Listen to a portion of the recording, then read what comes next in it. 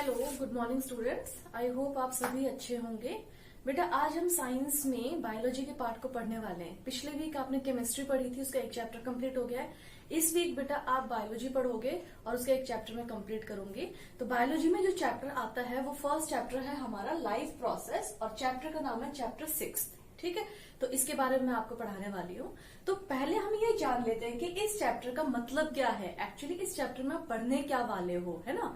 तो देखो life process क्या होता है, ये एक डेली प्रक्रिया है उन लिविंग ऑर्गेनिजम्स की जिसके कारण ये उनके अंदर होती है, इसलिए वो जिंदा हैं। क्लियर। तो किसी भी लिविंग ऑर्गेनिज्म के लिविंग होने का जो बेसिक फीचर है वो क्यों है, क्योंकि उनके अंदर कुछ प्रोसेसेस होते हैं जो उनको जिंदा रखते हैं।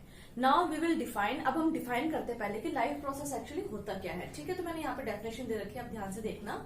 Definition is the life process is the basic function perform by a living organism to maintain their life. ठीक है, लाइफ प्रोसेस में बेसिक फंक्शंस होते हैं, वो बेसिक क्रियाएं होती हैं जो एक लिविंग ऑर्गेनिज्म अपनी बॉडी के अंदर परफॉर्म करता है ताकि वो अपने लाइफ को मेंटेन रख सके, वो जिंदा रह सके। क्लियर। ये रूल माइक्रोब्स में भी लागू होता है, ये प्लांट्स में भी लागू होता है, ये एनिमल्स में भी एंड ह्यूमंस में भी, सभी में, क्योंकि ये सारे लिविंग ऑर्गेनिजम्स हैं तो इनके अंदर लाइफ प्रोसेसेस होंगे। तो आइए अब देखते हैं कि वो कौन से बेसिक लाइफ प्रोसेसेस हैं जो एक लिविंग ऑर्गेनिज्म के अंदर होते हैं, उनके लिए जरूरी हैं और इस चैप्टर में आप पढ़ोगे। तो उन बेसिक प्रोसेसेस के बारे में बताया गया है। यहाँ पे देखिए बेसिक लाइफ प्रोसेसेस दिखाया गया है। इसमें जो फर्स्ट प्रोसेस है बेटा that is nutrition, second is respiration, third is transportation and the fourth one is the excretion. ये चार मेन प्रोसेस है, इनके अलावा और भी प्रोसेस है बट आप 10th में इस चैप्टर में इन चारों के बारे में अच्छे से पढ़ोगे। क्लियर। तो फर्स्ट आता है न्यूट्रिशन। न्यूट्रिशन का मतलब क्या समझते हैं हम? न्यूट्रिशन मतलब किसी भी चीज को अगर हम पोषण देते हैं, खाना देते हैं, है ना, तो उस खाने की वजह से वो लिविंग ऑर्गेनिज्म अपनी लाइफ को मेंटेन कर सकता है। ओके।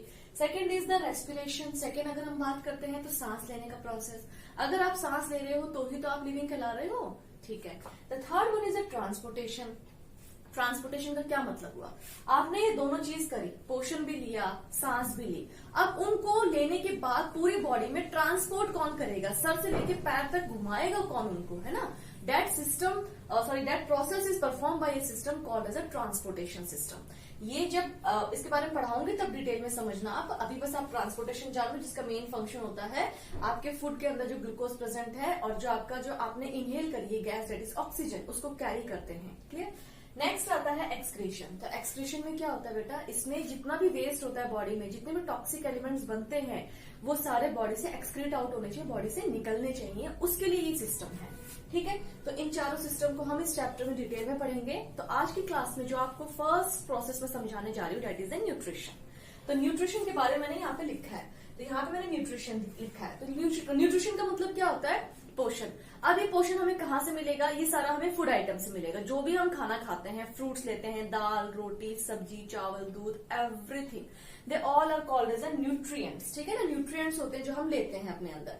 अब ये न्यूट्रिएंट्स दो टाइप के होते हैं जो हमारे बॉडी को जिंदा रखने के लिए जरूरी है, या आप कह लो किसी प्लांट को जिंदा रखने के लिए जरूरी है, या एनिमल्स को, या माइक्रोब्स को इवन। तो अब ये आते हैं टाइप्स ऑफ न्यूट्रिएंट्स में। First is the organic nutrient, the second one is the inorganic nutrient. Organic nutrients कौन कौन से होते हैं, ये हमने 9th में पढ़े थे। ये होते हैं कार्बोहाइड्रेट्स, मैंने इसको शॉर्टकट में या फॉर्मूले के रूप में लिखा है, कार्बोहाइड्रेट्स है ये। Second is the protein and third is the fat. तो ये तीन है इंपॉर्टेंट हमारे ऑर्गेनिक न्यूट्रिएंट्स जो किसी भी लिविंग ऑर्गेनिज्म को सर्वाइव करने के लिए जरूरी होते हैं। सेकंड है इनऑर्गेनिक न्यूट्रिएंट्स। इनऑर्गेनिक में क्या क्या आ गया बेटा, oxygen, CO2 and water. These molecules are necessary for any living organism to survive.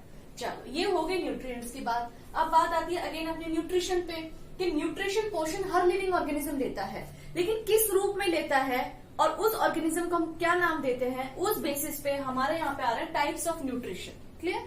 मतलब इसमें हम ये देखेंगे कौन सा लिविंग ऑर्गेनिज्म किस प्रकार से पोषण लेता है, क्या वो स्वयं बना के पोषण ले रहा है या किसी और पे निर्भर है। तो इस बेस पे how it uptake the food, there are two types of nutrition.